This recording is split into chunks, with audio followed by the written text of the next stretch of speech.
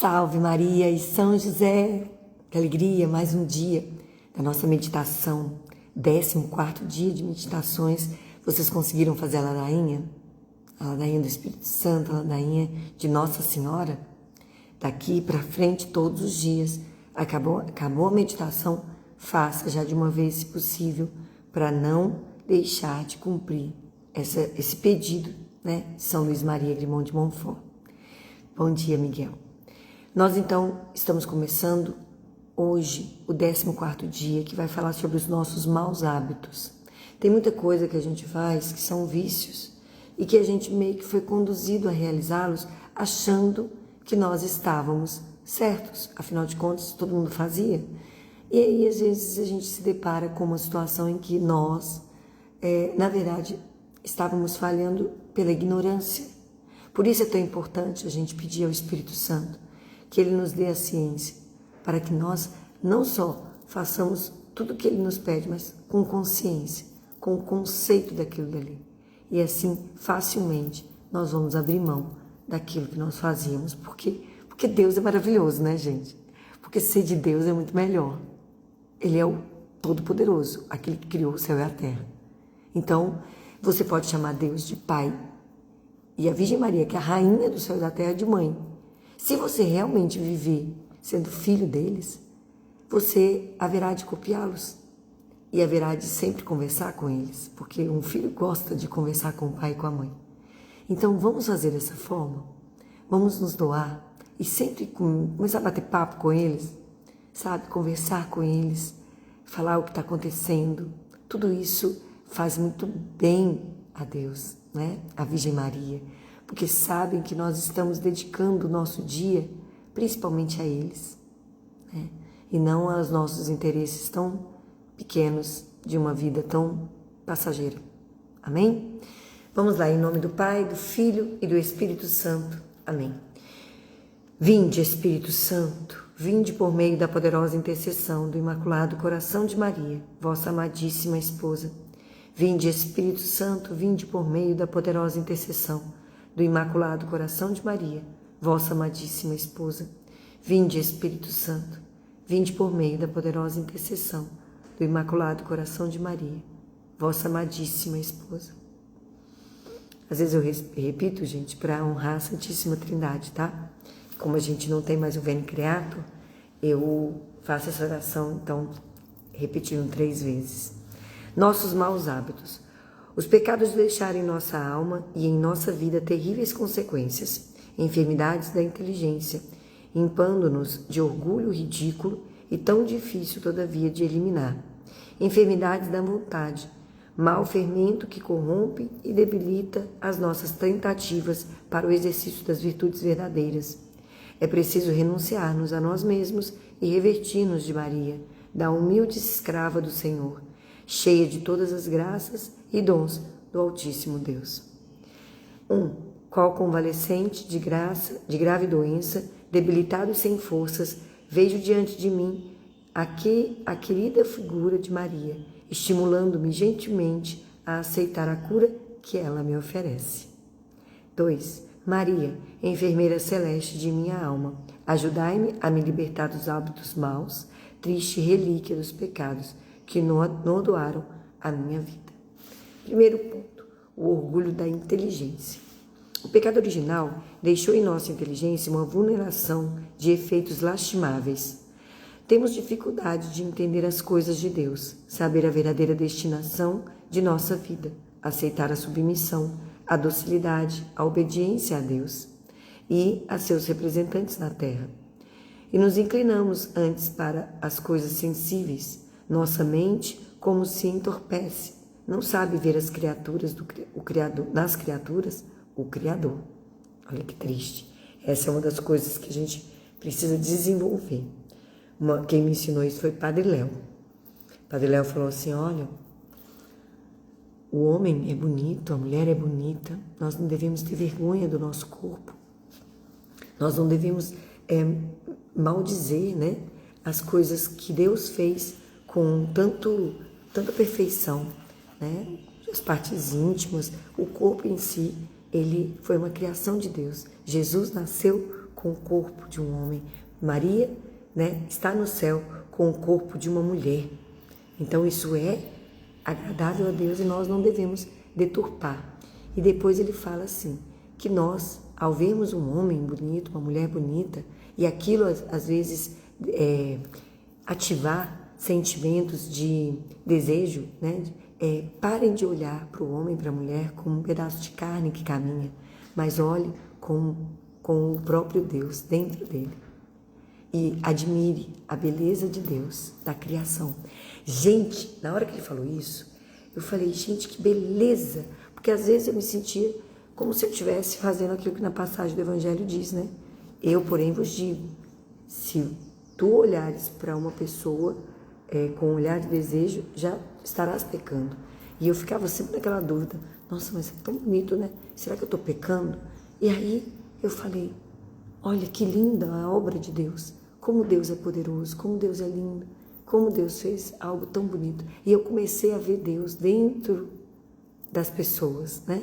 E isso gerou em mim grande paz, porque não mais existe um olhar de desejo carnal, porque eu sou casada e eu tenho a minha união, né, de uma só carne que se fez em Deus.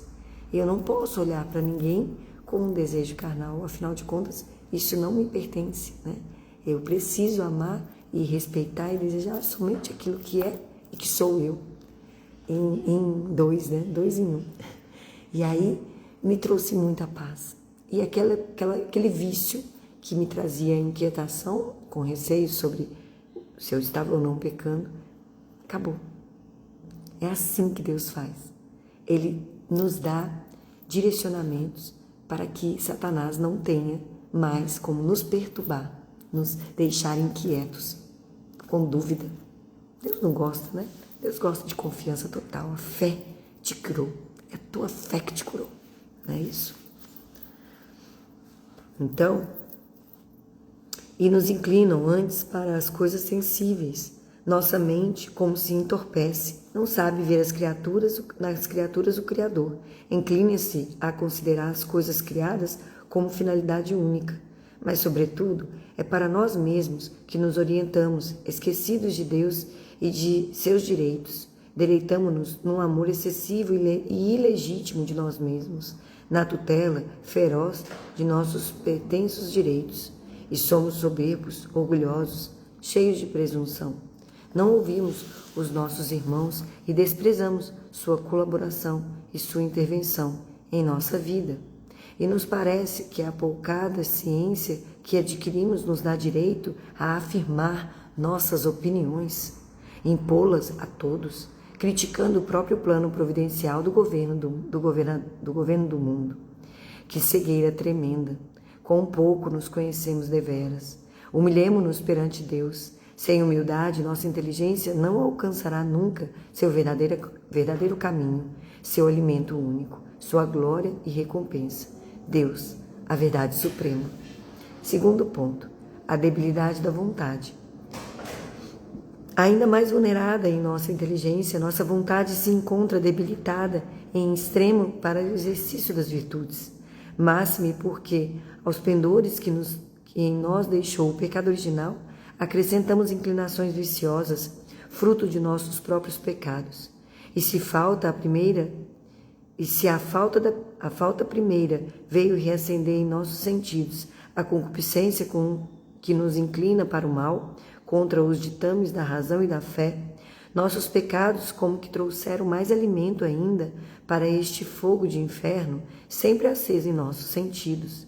Então, se o pecado original nos trouxe a concupiscência e a miopia, né, nos sentidos, que inclina a gente para o mal e que deixa a gente longe da razão e da fé, os nossos pecados cotidianos, né, do nosso dia a dia, como que trouxeram mais alimento ainda para esse fogo, tipo assim, é que a gente colocando mais lenha na fogueira, né? E quanto mais, né, fogo e inferno, sempre aceso em nossos sentidos, como é fraca e embele nossa força de resistência. Uma triste experiência nos ensina quanto mais facilmente cede nossa vontade à desordem de nossa concupiscência do que aos convites para a elevação difícil das virtudes cristãs. Ou seja, quão facilmente eu caio na tentação de fazer aquilo que é a minha vontade carnal, né? Cheia de vícios e de vontades que ofendem a Deus, do que me dedicar àquilo que me eleva, ou seja, as minhas devoções, meus estudos, as minhas leituras. Então, como é difícil a gente exercitar o nosso querer para o céu, né? E quão fácil é cair nas tentações do nosso querer mundano. Que triste, né? Como havemos de confiar em nós, assegurar-nos da perseverança, se ousamos contar com a instabilidade fragilíssima de nossa vontade, que a menor tentação pode atirar no abismo? Não, não nos iludamos. Reconhecer com humildade ante Deus a miséria de nossas quedas, sem atribuí-las a circunstâncias exteriores, a tentações irresistíveis, mas confessando-nos pecadores, em extremo perigo de condenar-nos, de nosso Senhor Jesus Cristo não nos acudir com misericordiosa salvação. Senhor, salva-nos, pois perecemos.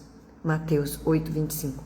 Como é difícil a gente encarar que não se trata do demônio, e sim de nós mesmos. Um dia perguntaram para São Padre Pio. Padre Pio perguntou para aqueles que estavam com ele, que eram, né, que o acompanhavam, como é o nome do demônio? Aí todo mundo começou a responder: Lúcifer, Satanás, Beelzebul. Começaram a citar vários nomes que a Escritura nos oferece, né? E aí Padre Pio deixou todos falarem. Quando todos acabaram, ele respondeu: não, o nome do demônio é eu. Eu sou o demônio. E aí todo mundo levou aquele susto, né?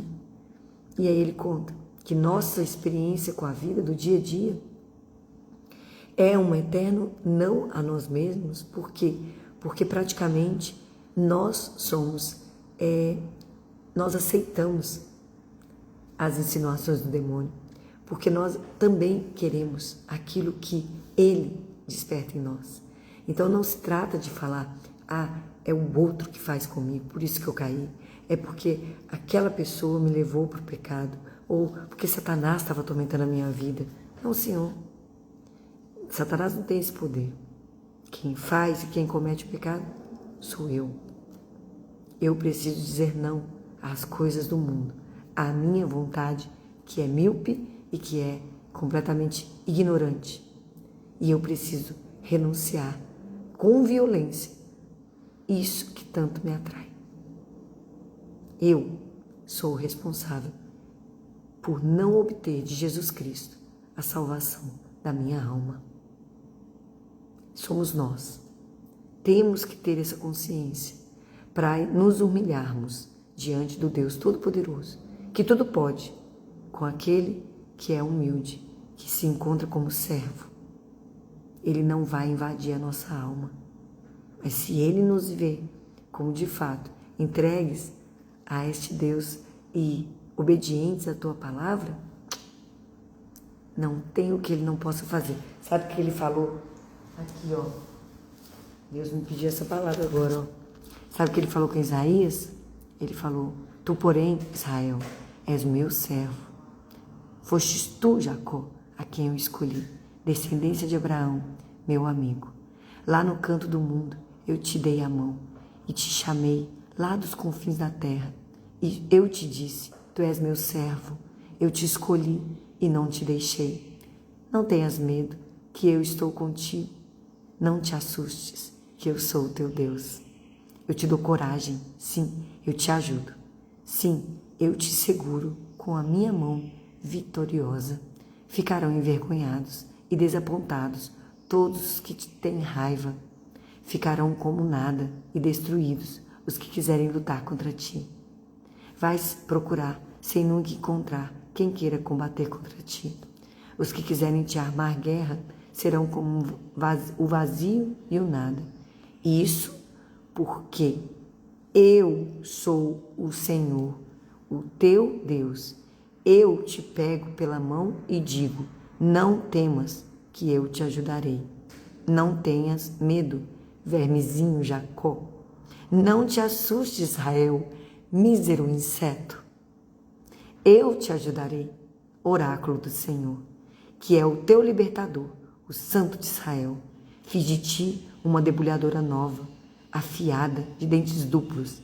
Vais pisoar as montanhas e fazê-las em pedaços. Vais debulhar a serra até virar poeira. E quando fores abanar, o vento tudo carrega, a ventania vai espalhá-los. E tu estarás dançando pelo Senhor, fazendo festa ao Santo de Israel. Que alegria! Palavra do Senhor, graças a Deus. Vocês entendem isso? É nessa ótica que nós precisamos entender. Deus me chamou, Deus me sustenta, Deus tudo pode e eu serei santo, não porque eu posso, porque nada eu posso sem Deus, mas porque eu escolho Deus. Ele me escolheu primeiro e assim eu farei, com firmeza de propósito. Vai ser fácil? Não. Mas Ele disse para a gente não ter medo, que Ele nos dará tudo que a gente precisar para aguentar até o fim. Só não podemos dar ouvido a nós mesmos, beleza?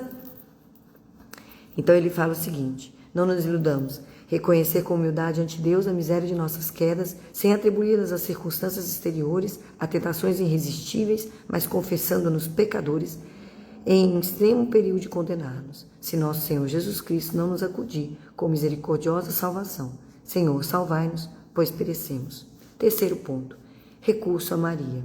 No paraíso, Eva, nossa primeira e infeliz mãe, como que anuncia a desgraça de nossa inteligência e de nossa vontade, porque ela não soube reconhecer a tentação do inimigo e o afastamento de Deus, a ruína que ia induzir sobre todos os teus pobres filhos. E quis ela elevação mentirosa até o trono da divindade. Ouvindo a serpente falar, sereis como deuses. E aí depois em Isaías, também Isaías 41, no versículo 21 até o 26, ele fala o desafio aos falsos deuses, onde Deus fala, é absurdo quem optar por vós.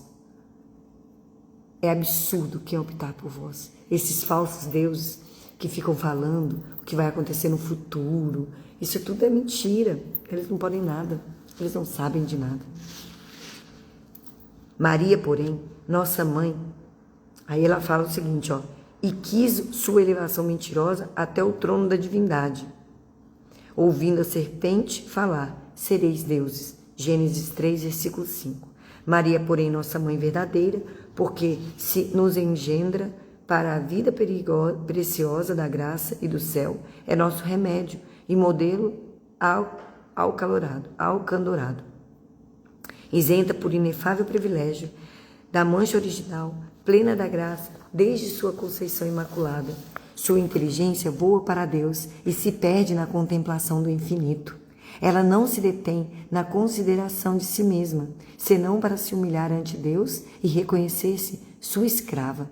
Olhou para a baixeza de sua serva. Lucas 1:48.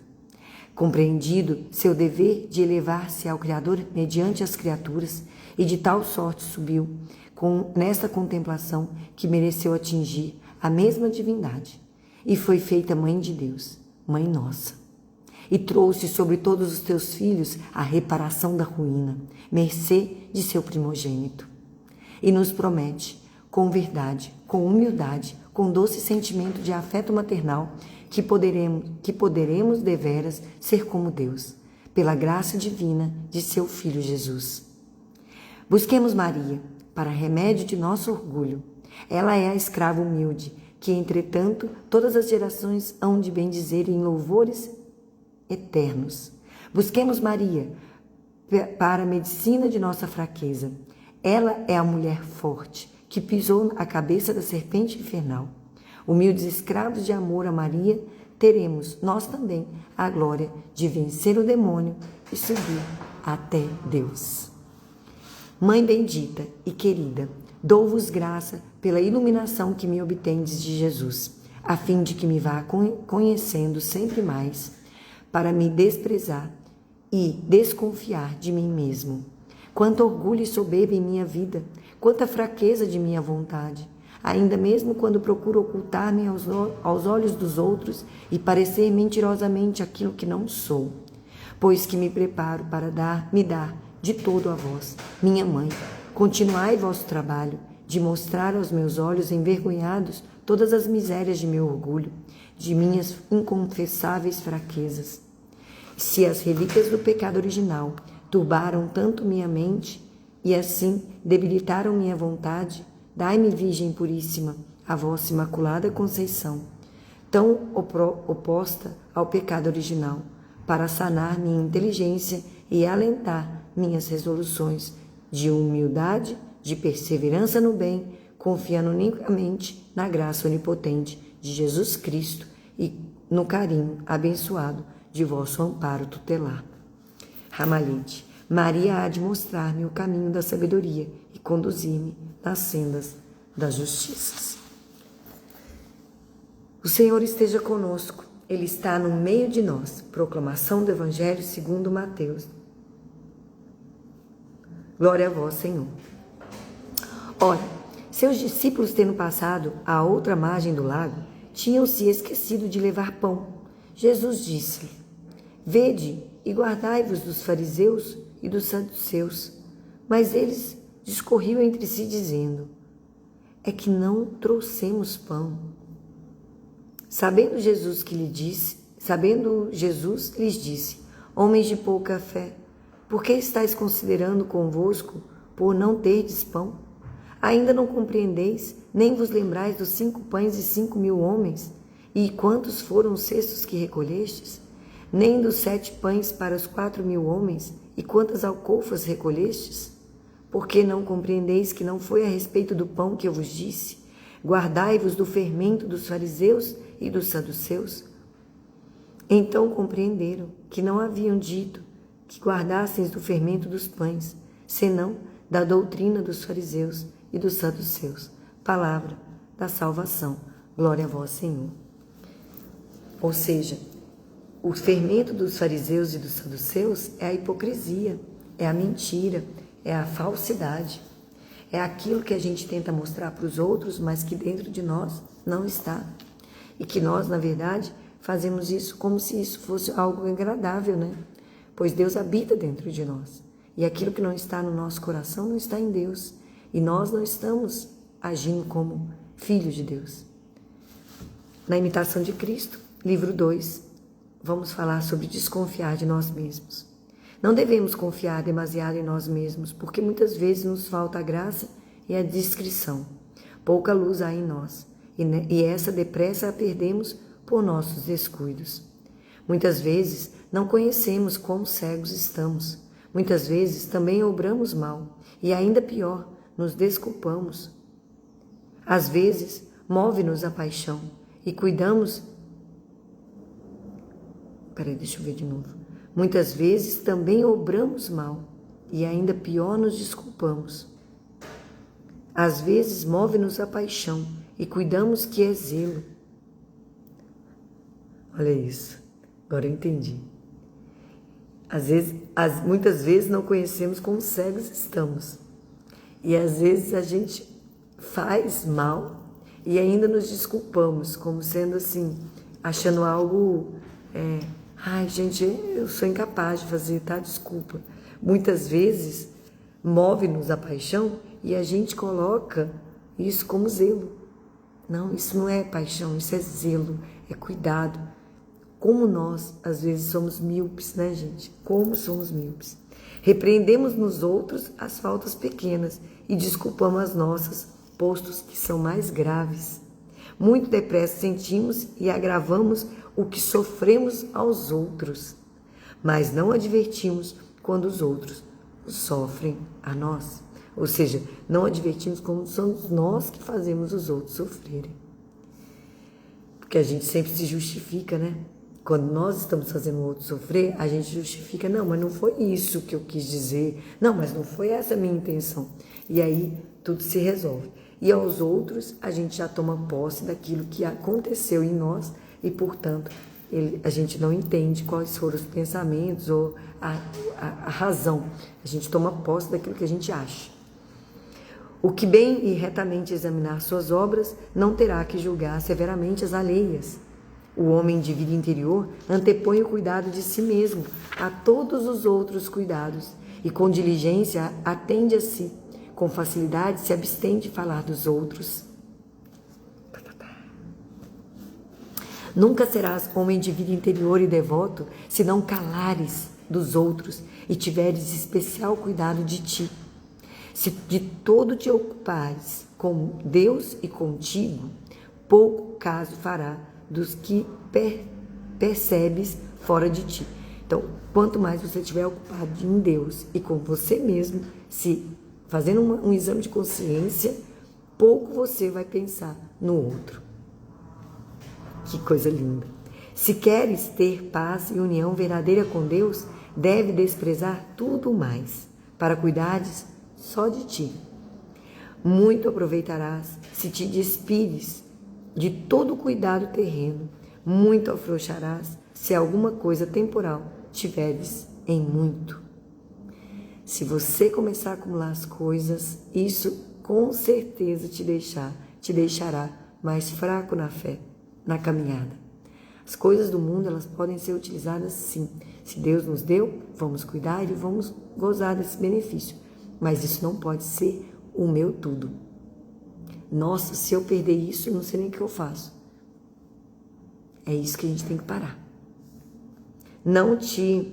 Muito aproveitarás, já falei. Não te pareça coisa alguma alta, nem grande, nem aceita, nem agradável, senão Deus só. E o que for de Deus. Tem por vã qualquer consolação que te vier da criatura. E a alma que deveras ama a Deus, despreza tudo que não é de Deus.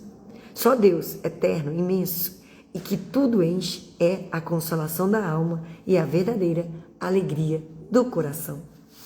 Leitura de Montfort para a gente acabar, vocês não ficarem chamando minha atenção. Maria, penhor de nossa perseverança.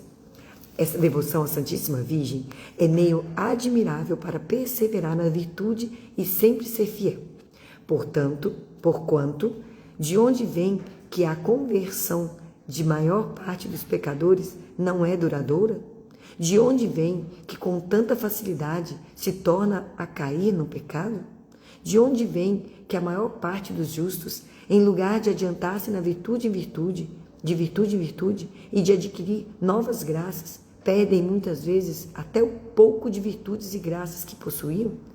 Essa desgraça vem de que o homem, não sendo tão corrompido, tão fraco e inconstante, confia em si mesmo, conta com suas próprias forças e se julga capaz de guardar o tesouro de suas graças, de suas virtudes e de seus merecimentos. Ora, por esta devoção confiamos à Santíssima Virgem tão fiel tudo o que possuímos, tomando-la por depositária universal de todos os nossos bens, de natureza e da graça. É em sua fidelidade que confiamos, é em seu poder que nos esteiamos, é com sua caridade e misericórdia que contamos, para que ela conserve e aumente nossas virtudes, nossos merecimentos, apesar do demônio, do mundo, da carne, que se esforçam de todos os modos para nos arrebatar. Dizemos-lhe, como um bom filho a sua mãe e como um fiel servo a sua senhora: guarda o meu depósito, minha mãe e senhora. Reconheço que por vossa intercessão tenho até agora recebido de Deus mais graças do que tenho merecido. E minha triste experiência ensina-me que guardo este tesouro em um vaso muito frágil, sendo demasiadamente fraco e miserável para conservá-lo em mim mesmo. Concedei-me esta graça.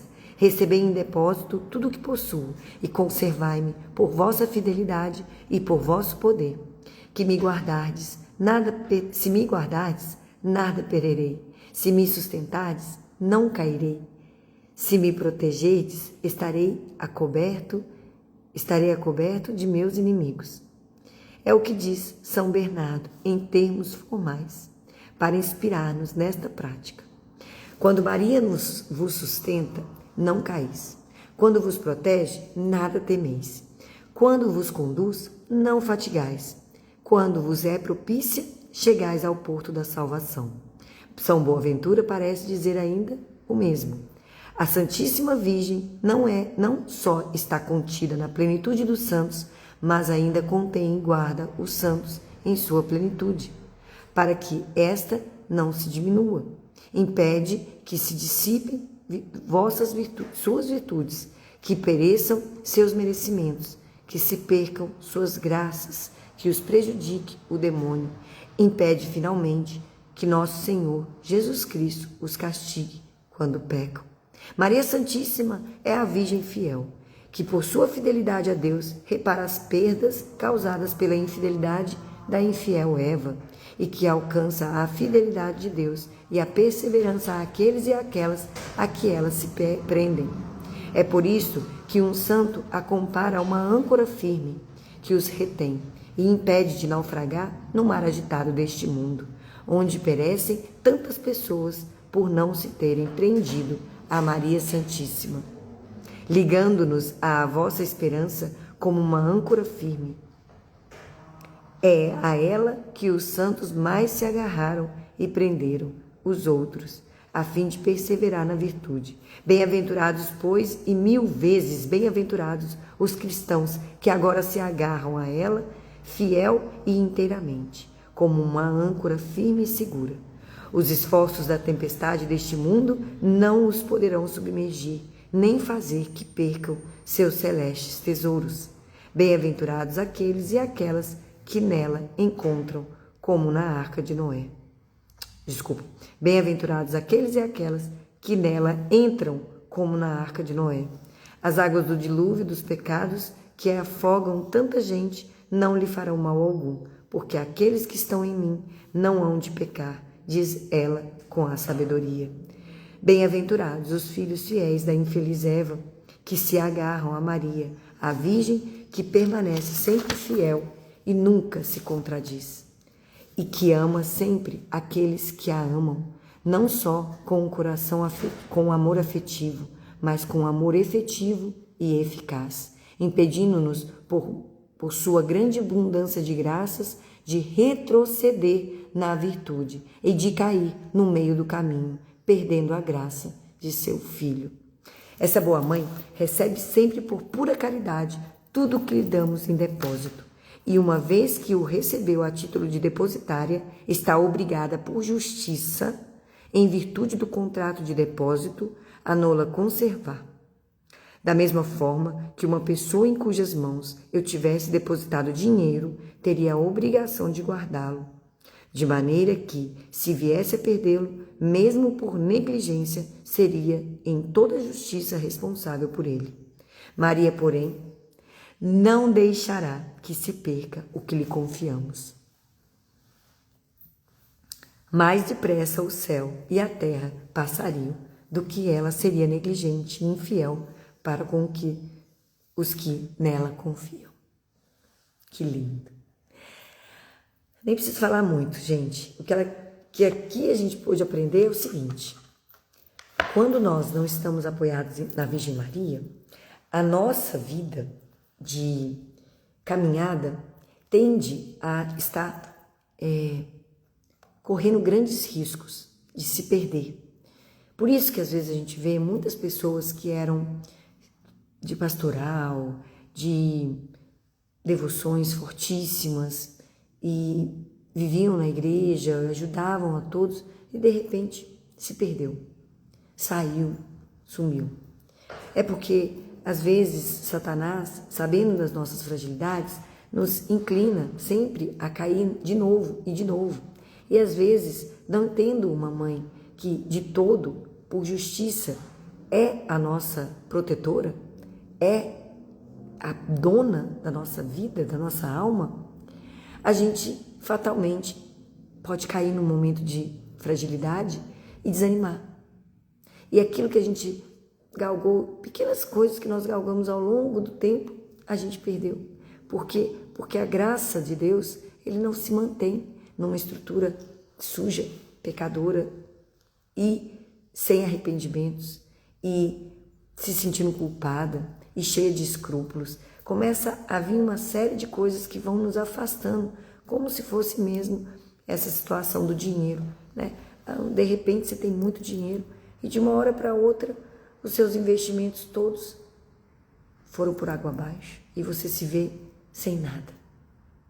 Assim é também na ordem da graça. Muitas vezes nós temos muitas coisas e de repente a gente se vê sem nada. Às vezes a gente desanima, como quem diz, caminhei tanto e nada me restou, não valeu de nada.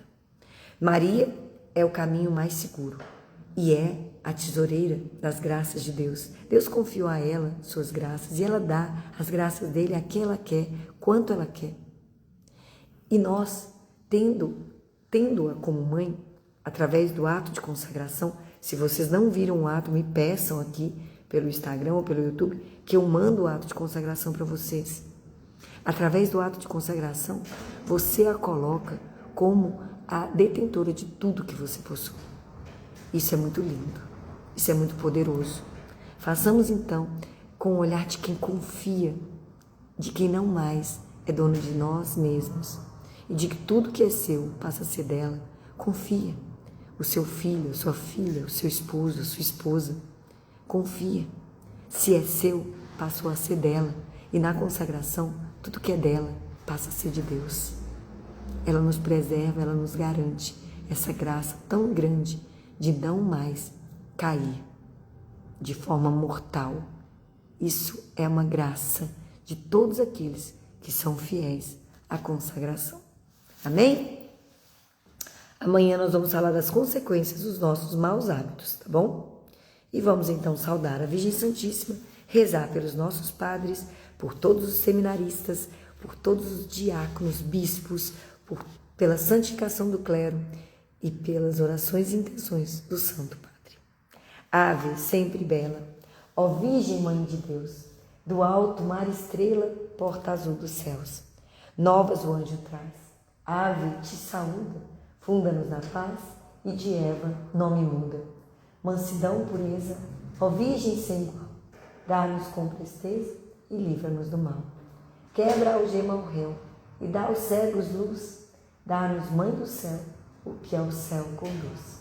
Mostra seres mãe, faz a nós descer, quem por nós nascido quis de ti nascer.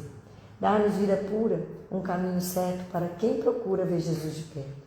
Seja ao Pai louvor, ao Cristo também e ao Consolador, igualmente. Amém. Ave Maria, cheia de graça, o Senhor é convosco. Bendita sois vós entre as mulheres, e bendito é o fruto do vosso ventre, Jesus. Santa Maria, Mãe de Deus, rogai por nós, pecadores, agora e na hora de nossa morte. Amém. Rogai por nós, Santa Mãe de Deus, para que sejamos dignos das promessas de Cristo. Jesus, manso e humilde de coração, fazei o nosso coração semelhante ao vosso. Estivemos e continuaremos reunidos em nome do Pai, do Filho e do Espírito Santo. Amém. Tchau, pessoal. Ei, Verinha, salve Maria. Que Deus abençoe, que Nossa Senhora nos proteja. E até amanhã, se Deus quiser. Tchau.